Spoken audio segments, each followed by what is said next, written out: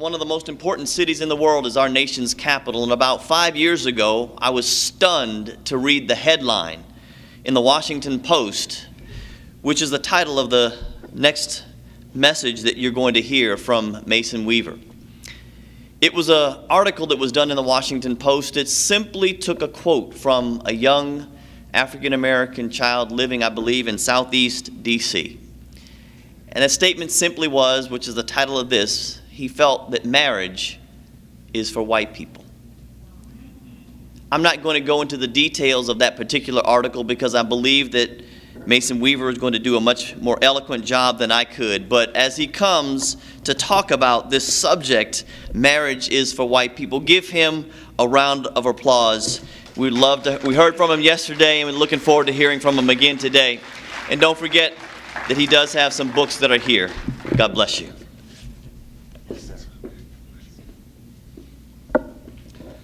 Thank you. I really appreciate that. I've really enjoyed this weekend. I have been blessed. I've been educated. I've been motivated. I feel as if we're on the right track, and it's time for us to focus on the foundation. We can sit around and talk about the problem. We all know the problem, and we all even know the solution, but I don't want to feed the enemy. I want to destroy him. I don't want to make friends with him. I don't want to find common ground. I'm a warrior, and common ground to the warrior is the grave. So I let him find his. I'm going to find mine. But if in fact I am a Christian man and you are an unchristian man, you should be uncomfortable in my presence. You shouldn't feel comfortable. It's not going to be my opinion or your opinion. We put everything to the cross. I bring every decision to the cross. I bring every item. How I conduct my marriage is part of my worship to God.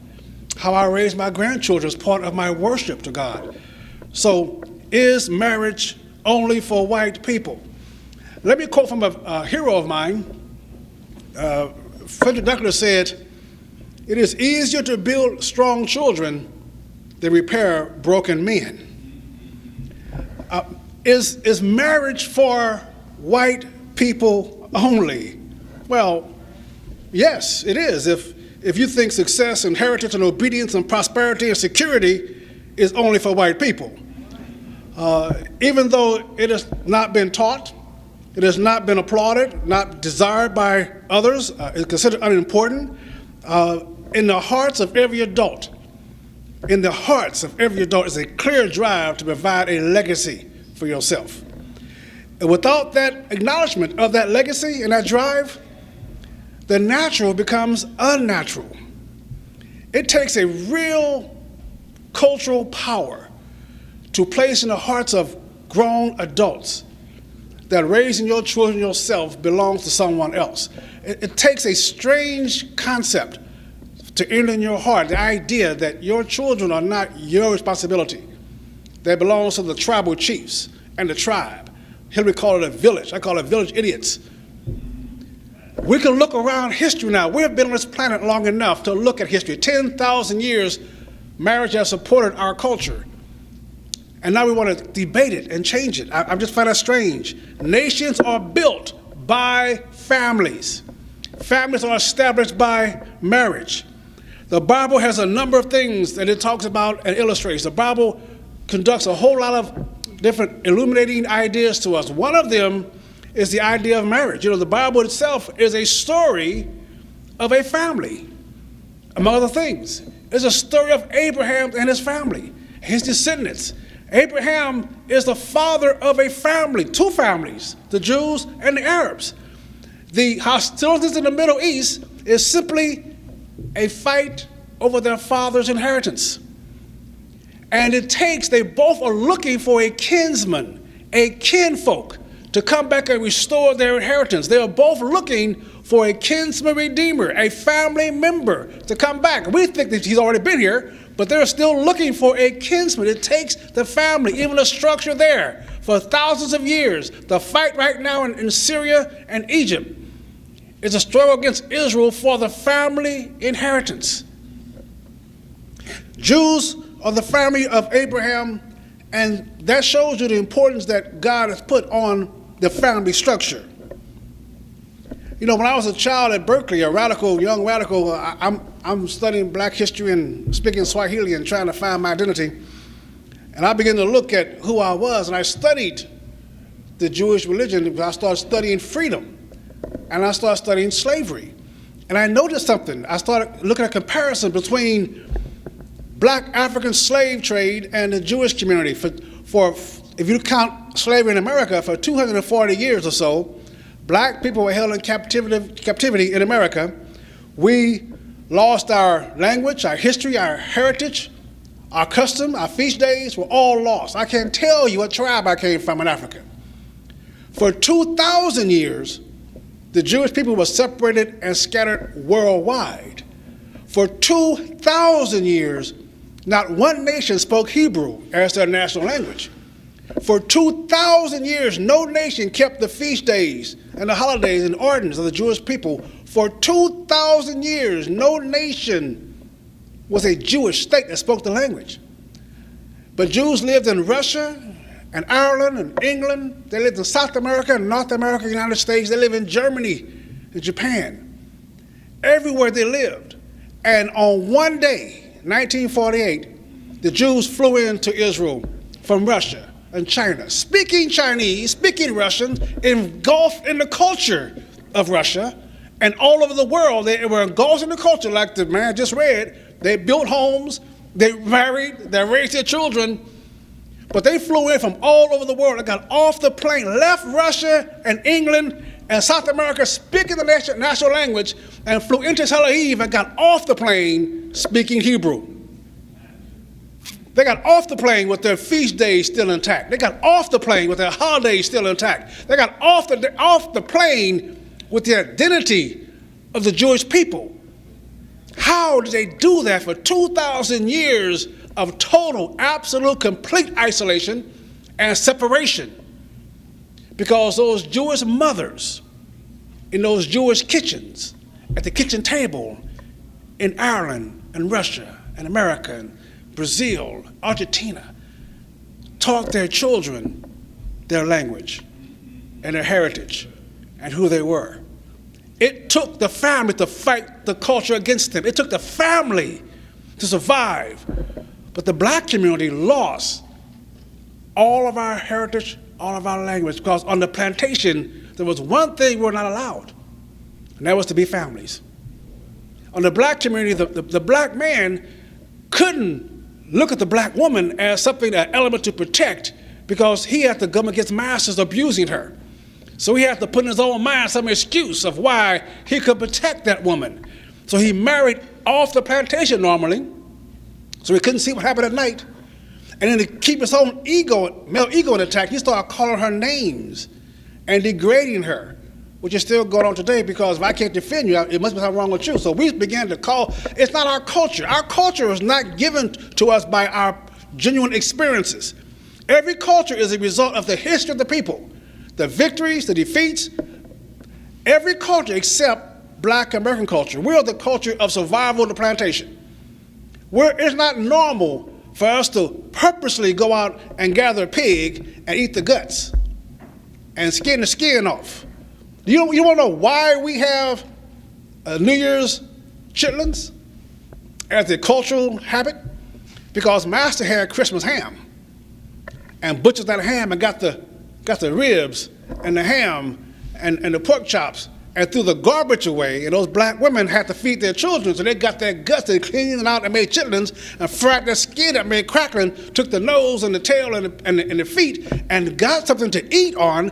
We consider that a tradition. Now it's part of our culture, and it's killing us, and we're dying from the culture that was forced on us. Nobody on the planet eat pig guts for a delicacy except us, and it wasn't by choice. Education. Every nation, every culture considers education the pathway to the next generation. But you go to Walmart out here today and you find black women telling their kids, come here, boy, quit acting smart. Because acting smart was illegal. Acting smart in town would get the whole neighborhood burned down that night. So you had to suppress intelligence. Frederick Douglass was being taught to read by his master's wife. And when the master found out about it, teaching a black slave to read was the only, one of the, well, maybe not the only, but one of the only few offenses that a white person could get beaten over. 39 lashes to get caught teaching a black man to read. And the master told the wife, if you teach that slave to read, he'll want freedom. And Douglas said, really? I better learn how to read then. And taught himself to read. And sure enough, he learned to read and wanted freedom. Master does not want your children to learn to read, not because he hates you, not because he dislikes you, not because he despises you. He loves his children. He doesn't want your children to compete against his children. That's normal. That's necessary. And you should be the same doggone way. You should want your children to compete against every living soul out here and be the very best and accept it when you're not the best. But know that you can go out and learn everything you need to learn to succeed in life. That's a culture. When a man and a woman comes together in this institution called marriage, it produces norms. It produces your values. And you meet and greet other people with the same norm and same values, then you have what's called a neighborhood of people the same way. You should be looking for someone who's going to sacrifice all they have for children. That's the purpose of marriage. For the children's sake, for inheritance sake. How can you find inheritance and everybody got mamas, daddies all over the place? Our culture is based on something that Master gave us. He told us that we're supposed to make slaves for his plantation. He will take care of the slaves for you. He'll feed them for you. He'll give you low-income housing and minimum wage. I'm sorry, wrong generation. I'm sorry. Don't get me started, folks. He said, I'm going to reward you, woman, for making babies for my plantation. I'm going to take care. Man, don't worry about them babies you make. I'm going to take care of them for you. I'm going to raise them in my schools. I'm going to raise them in my schools. Now, folks, let's think about stuff for a second. Why would I give you, if you gave me 45% of your income and you give me your children to raise, I will raise your children to work for my children. I will raise your kids to serve my kids.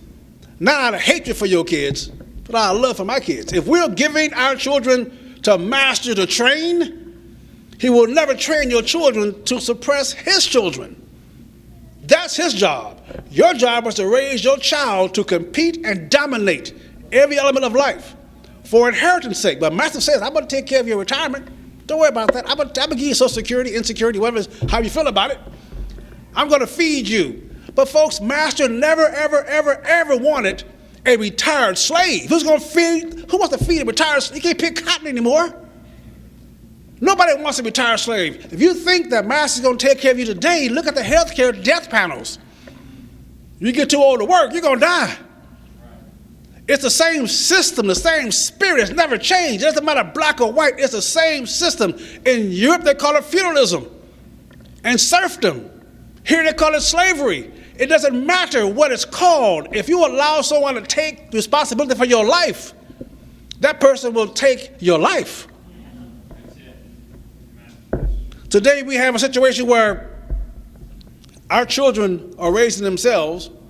We take pride, the same pride we took on the slave plantation. We brag about how many babies we make. We're the only people that use a certain language. Every culture in America and the world has prostitutes and pimps. Every one. But we glorify them. We glorify in our language, in our music. We glorify that kind of behavior, and we accept it. We accept the pimp in the neighborhood and the drug dealer on the same level of the pastor.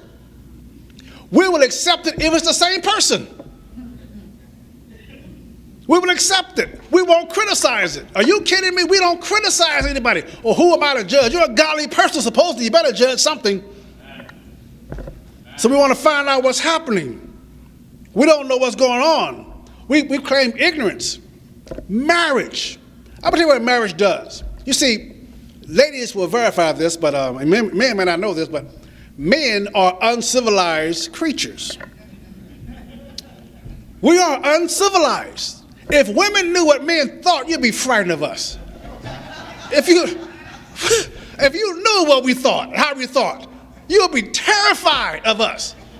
Look at men walking around this place today. They're all looking all stern and rough. They ain't smiling. They ain't friendly because they don't know when they got to kill somebody. They're always prepared.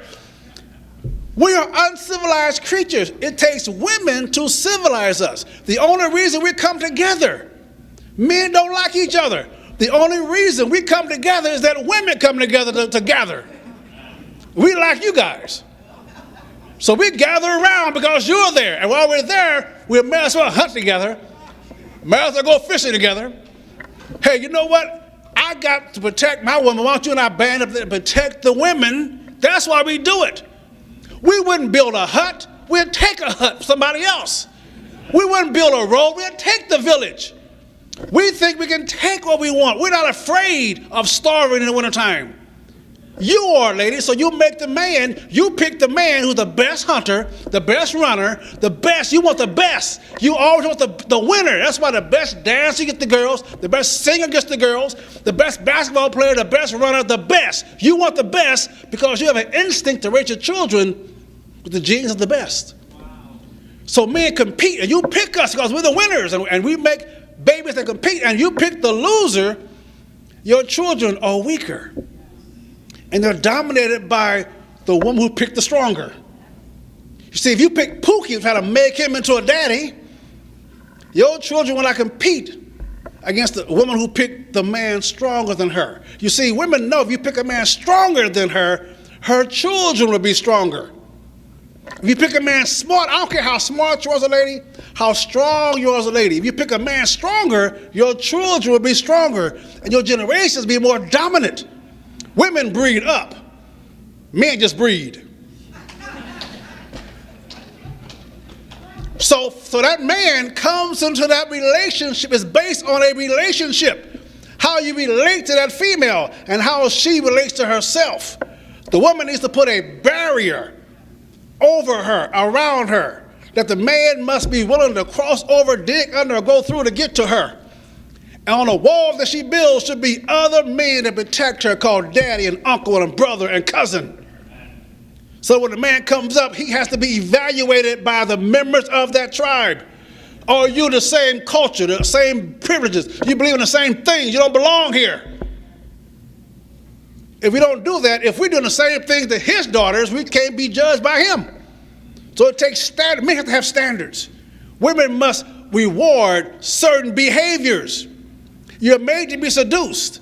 So you should be around men worthy of seducing you. When a woman's in bed with a man, you should roll over and look at him. You should determine, is this dude willing to get up and go down the hallway and die for me with the burglar? If he's not willing to get up and leave your bed and go down the hall and die for you, he should not be lying there with you. And how you determine that is way before the front door kicked in. You determine that because he's already given you, he's already presented to you the most valuable thing he has, his last name. He's telling you, I'm going to make generations from you. I'm going to make families and nations from you. I'm going to present you with a legacy. He's already told you, I'm giving you the most valuable thing I have, my last name. And when you accept that last name, ladies, you raise the children up in his honor because you know he's going to go down the hallway and die for you. So therefore, out of respect, you're going to live for him. But nowadays, we're told that women are as strong as men. Every TV program I have, men can't even buy a telephone anymore. We can't even buy commercials show men can't even buy a car anymore. Women tell us how what to do. We're all bossed around. Men are strong, men are weak, metrosexual. What is that? We're told we can't be real men. That's rude. So women think that they can control everything. And we sit around wondering that, okay, then why am I going to die for you? Tell me again, why am I dying for you? You as strong as I am? You as tough as I am? You know, can you see these women who are feminists, not feminine, feminists? I had one tell me at USC once. I was debating some lonely liberal socialist. I don't know. He did the best he could. And the head of the Democratic Club stood up and said, I am a feminist and I don't need a man to take care of me. When I get married, I'm going to keep my own name. And I said, you're just confused then. You don't understand which man's name you're going to keep, your husband's or your daddy's.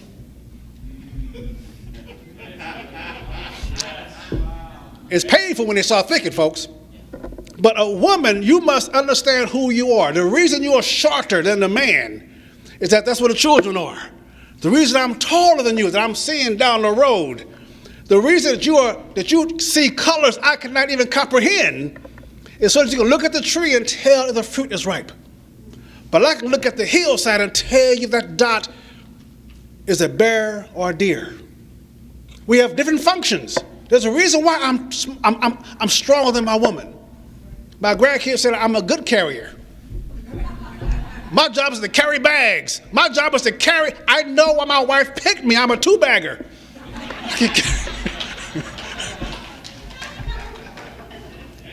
Is marriage for white people only?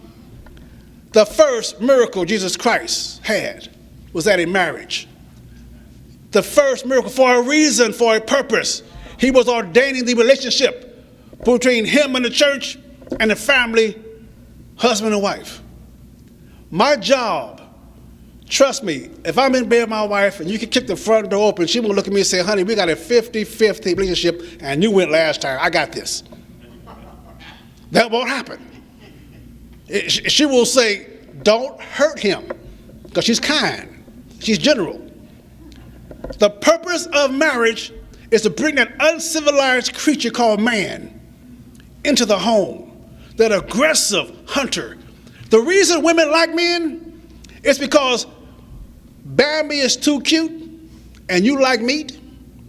So you got a dude who don't care how cute Bambi is and will go out and kill Bambi and drag him home to the crib so you them kids can gnaw on the bones all doggone week. That's why we want a hunter, a provider, a nurturer, a builder, a protector. That is a man, ladies, if you raise him right. And if you raise him right, your first gift, your best gift, the most important gift to your children is your choice of who their father is going to be. That is the most important choice that you make. So you think because you are a nurturer, you are a giver, you're a provider, that you give life, that you must be able to make something out of nothing. So you pick a dude that needs raising. You pick a dude that needs some help, and I can help him. And you think you have power because the dude tries so hard to get you. He does everything to get you. He provides you with everything you need to get you. You think, therefore, he will do anything to keep you. You get attention, but not retention. You get someone to pray on you and not pray over you. And you end up with somebody that you be frustrated. Why won't he change? I try to tell him this. I try to tell him that. Why should he change? You lay in his bed all day long. Change for what? Women like, women keep asking me all the time, why do men lie to me? They lie to you to lie with you.